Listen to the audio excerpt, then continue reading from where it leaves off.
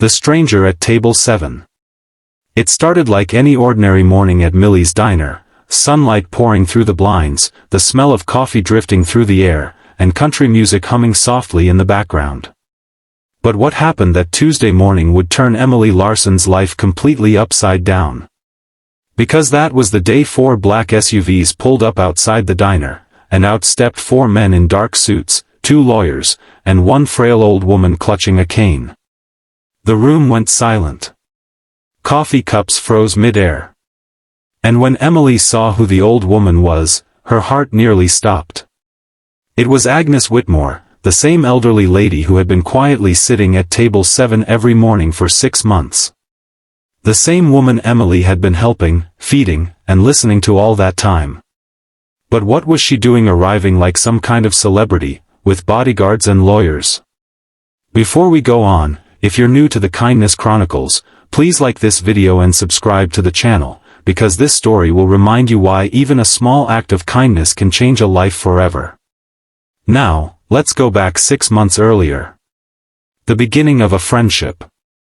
Emily Larson was 26. She worked double shifts at Millie's diner to pay off her student loans and help her sick father back home in a small apartment on the east side of Portland. She was exhausted most days, juggling bills, classes, and worries, but she still smiled. Because kindness was her habit. That's how she noticed the woman at table 7. The first morning, Emily saw her sitting alone, gray hair neatly tied, wearing an old navy blue coat that had seen better days. She ordered 1 black coffee and just sat there, staring out the window, as if waiting for someone who never came. When the woman's hand started to tremble from the cold, Emily quietly brought her a plate of pancakes and said, "These are on the house. You look like you could use something warm." The woman looked up, eyes filled with surprise. "I didn't order that." "I know," Emily smiled, "but breakfast is happier with pancakes." The woman chuckled softly, the first smile Emily had ever seen on her face. "You're very kind, dear. I'm Agnes. Agnes Whitmore." From that morning, Agnes came every day, and always sat at the same spot by the window. Table 7 became her place. Emily and Agnes began talking, small things at first, the weather, the diner, the price of gas. But slowly, deeper truths surfaced. Agnes mentioned she had lived far away once, but didn't say where. She never talked about family. Sometimes she stared at a small gold locket she wore and whispered names too soft for Emily to hear. Every day, Emily would top off her coffee before it ran low, slip her extra pie slices, or pack her muffins for later. Agnes always protested, but Emily never listened. "Please, Miss Emily," she'd say, "you don't have to do this." And Emily would laugh, "Neither do you, but you keep showing up, so I guess we're both stubborn." The disappearance. Then, one morning, Agnes didn't show up. Emily brushed it off at first. Maybe she was sick. Maybe the rain kept her home. But days turned into weeks. Emily checked local hospitals. Nothing. Police? No report filed. It was like Agnes had vanished from the face of the earth. And just when Emily was starting to accept she'd never see her again, the diner doors burst open. 4 men in suits entered first. Then came 2 lawyers. And finally, Agnes.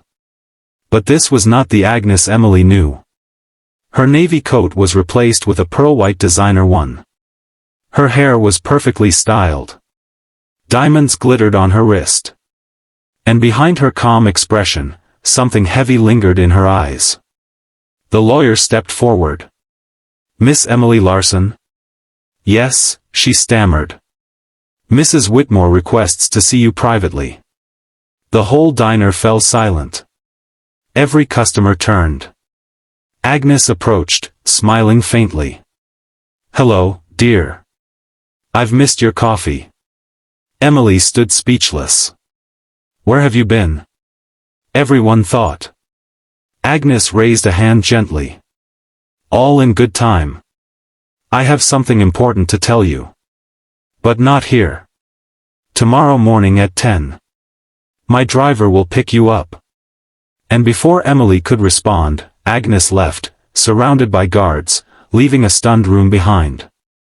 The cook muttered, "Emily, who was that woman?" Emily could only whisper, "I wish I knew." The next morning, Emily almost didn't go. She thought it might be a scam or a mistake. But when the black car pulled up outside her building, clean, silent, intimidating, she felt something inside her say, "Go." The drive took nearly an hour. Out of the city, through long pine roads, until a massive iron gate appeared. Beyond it, a mansion sprawled across acres of land, marble fountains, rose gardens, tall pillars. Emily's jaw dropped. This can't be real. The driver opened her door. "Mrs. Whitmore is expecting you." Inside, chandeliers glittered above, and portraits lined the halls, paintings of people who looked eerily like Agnes. Emily was led into a grand study.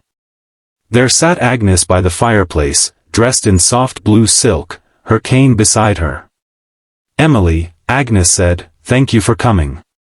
You said you had something to tell me?" Agnes sighed, her voice trembling. "Yes. First, I owe you the truth. My name isn't Agnes Whitmore. It's Agnes Vanderbilt." Emily froze. "Vanderbilt? Like the famous family?" "The same," Agnes nodded.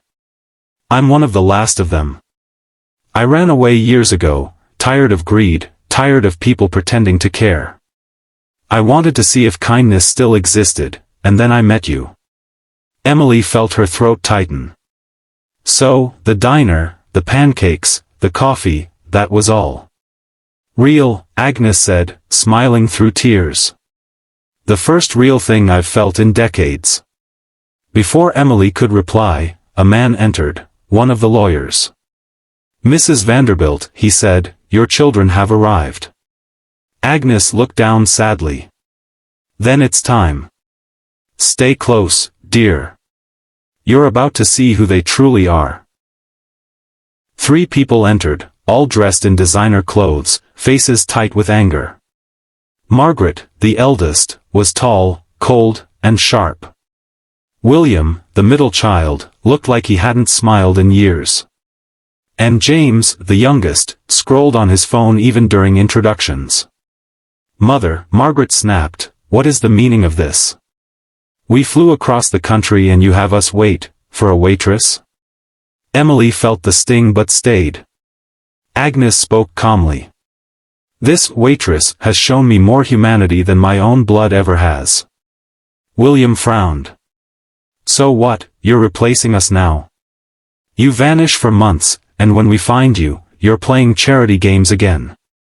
Agnes's eyes filled with tears. "I didn't vanish. I was living, something you've forgotten how to do." The lawyer cleared his throat and placed a thick folder on the table. "Mrs. Vanderbilt has requested this meeting regarding her estate." Margaret smirked. "Finally. Let's just get this over with." But as the will was read, that smirk disappeared. "To my children, Margaret, William, and James," the lawyer read, "I leave a token trust of $1 each." They froze. "What?" Margaret shouted.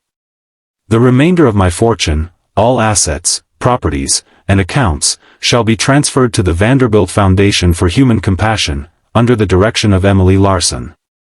The room erupted. "You can't do that. She manipulated you, Mother. You've lost your mind." Agnes stood shakily, leaning on her cane. "No. For years, I begged you to care about something other than yourselves. I gave you money, and you gave me silence. I gave this young woman nothing, and she gave me warmth." She turned to Emily, eyes glistening. "You showed me love without knowing who I was.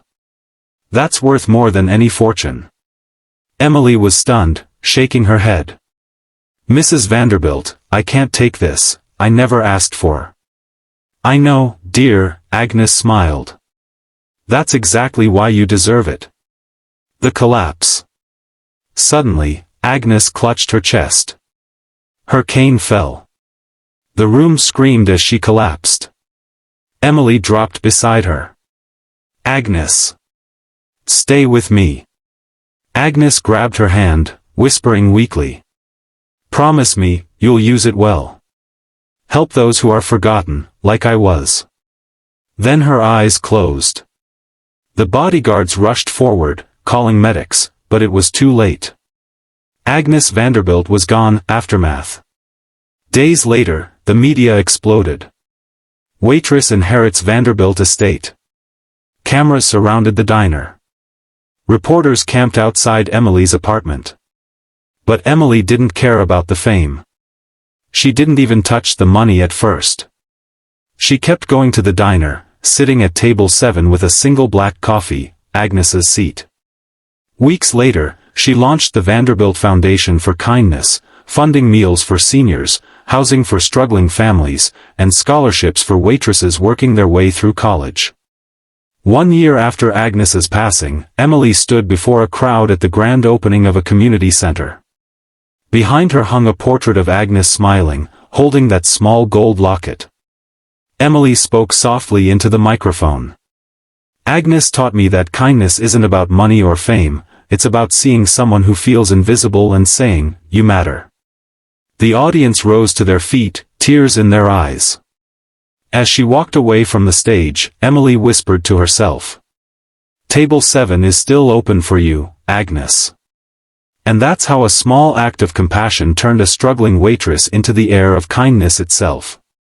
Because sometimes, the richest hearts are found in the poorest places. If this story touched your heart, please take a second to like this video and subscribe to the Kindness Chronicles, because every click helps us spread stories that prove one simple truth. Kindness always finds its way home.